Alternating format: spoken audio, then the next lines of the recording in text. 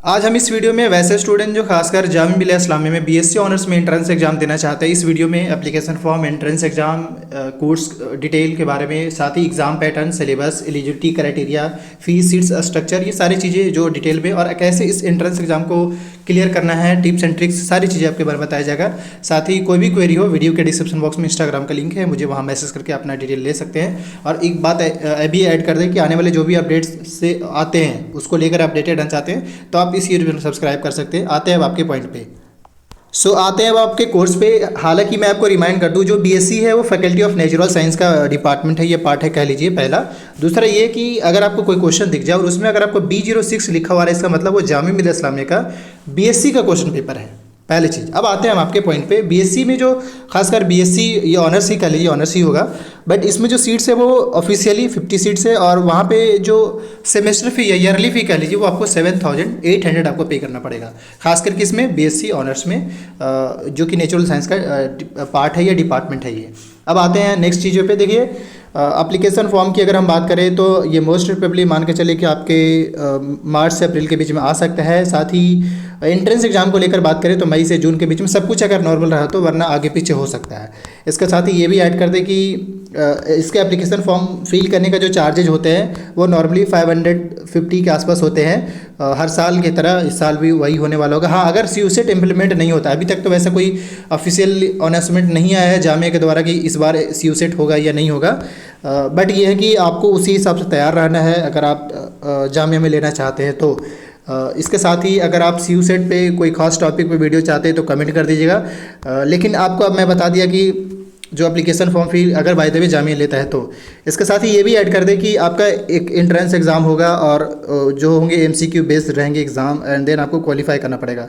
अब आते हैं हम आपके सबसे इंपॉर्टेंट चीज़ें, जो रिजर्वेशन का जो क्राइटेरिया वहाँ पे, क्योंकि ये समझना ज़रूरी है।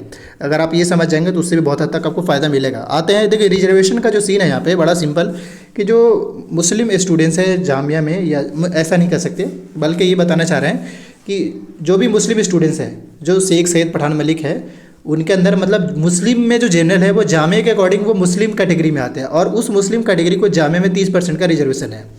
इसके साथ ही 30% अगेन जो 10%, 30% नहीं बल्कि 10% अगेन जो है वो OBC के लिए है। OBC मुस्लिम में जो OBC है और मुस्लिम में जो गर्ल्स है उनको अगेन 10%, इन टोटल 50% जो सीट्स है वो मुस्लिम स्टूडेंट्स के लिए जामिया में रिजर्व है।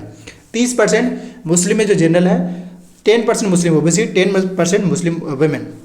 बट इसका फ़ायदा तब मिलेगा जब आप फॉर्म फिल कर रहे होंगे, उस टाइम आपको ये सिलेक्ट करना होता है कि आप किस कैटेगरी से हैं। तो वो टाइम आप जनरल मत डाल दिएगा, जनरल वाले वो अपना जनरल डालेंगे, बट जो मुस्लिम में जो जनरल वो मुस्लिम माइनॉरिटी डालेंगे। ठीक, मैं उस टाइम वीडियोस बना दूंगा, आप घबराएं, लेकिन इस बात को माइंड में रखिएगा।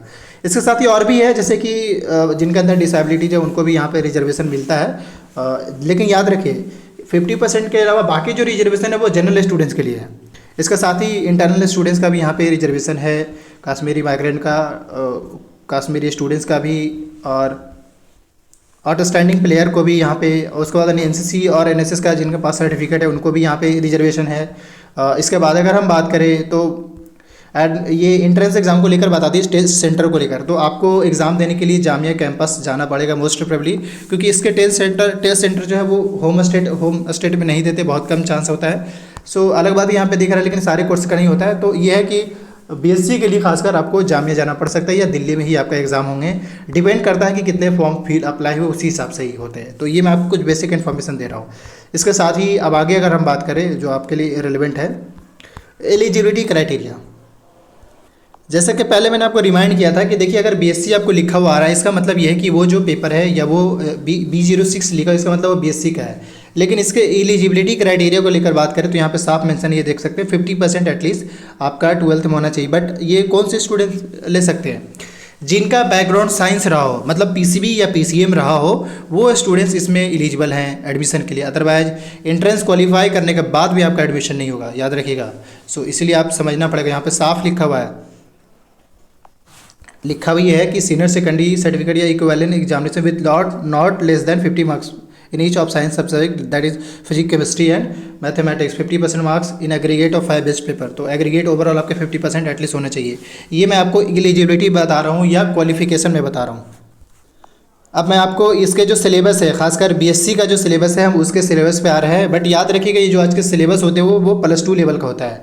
बीएससी में जैसे मैंने बताया कि देखिए जो आपको ये पूछा जाएगा बीएससी में, साफ में इन्होंने वैसे मेंशन नहीं करा है, लेकिन ये देखिए मैथ्स के पार्ट हैं। देखिए आपका टोटल 100 MCQ पूछे जाएंगे, उस 100 MCQ में मैथ्स से रहेंगे MCQ, और साथ ही ये अभी मैथ्स का ही पार्ट चल रहा है। और इसके बाद अगर हम बात करें, अभी ये PDF बड़ा, इसके बाद ये फिजिक्स का पार्ट रहेगा। और अगेन इसके बाद अगर हम बात करें, यानी फिजिक्स भी आपसे पूछा जाएगा।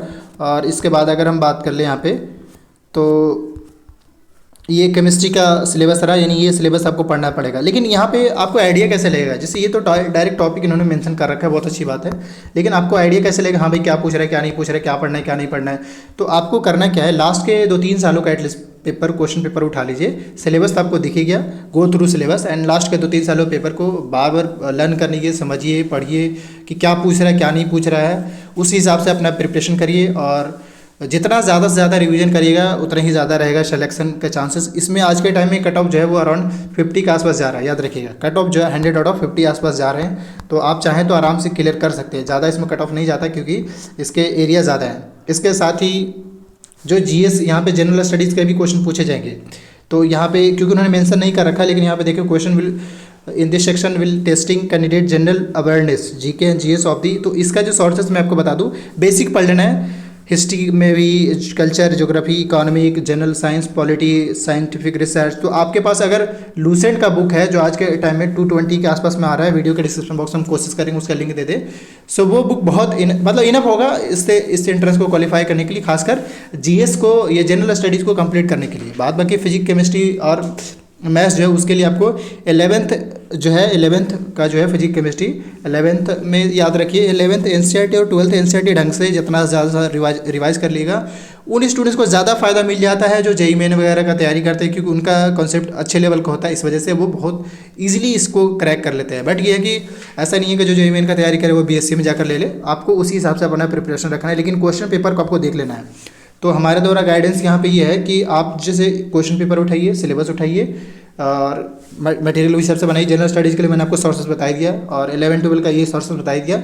आपको करना ये कि पढ़ने के साथ साथ एक प्लानिंग वे में पढ़ना है, प्लानिंग बनाइए, उस हिसाब से पढ़िए और रिवीजन जितना ज़्यादा से ज़्यादा करिएगा। सिलेक्शन बहुत ज़्यादा चांस रहेगा कि आपका सिलेक्शन हो जाएगा, क्योंकि ऐसे ही आज के टाइम में स्टूडेंट्स एंट्रेंस क्वालिफाई भी करते हैं। साथ ही क्वेश्चन पेपर चाहिए होगा जिस भी स्टूडेंट्स को, तो वीडियो के डिस्क्रिप्शन बॉक्स में इंस्टाग्राम का लिंक है, मुझे वहाँ मैसेज कर सकते हैं। और आने वाले जो भी अपडेट्स आते हैं उसको लेकर अपडेटेड रहना चाहते हैं तो इस यूट्यूब चैनल को जरूर सब्सक्राइब कर लीजिए। Thank you.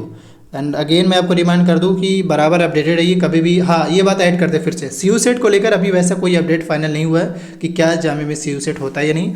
बट अगर इनके CU सेट होगा भी तो भी आपको कोई फ़र्क नहीं पड़ेगा, क्योंकि जो CU सेट का सिलेबस है वही आप आज के टाइम में पढ़ भी रहे हैं, तो उसको लेकर आपको पैनिक होने की ज़रूरत नहीं है, बस लगे रहिए।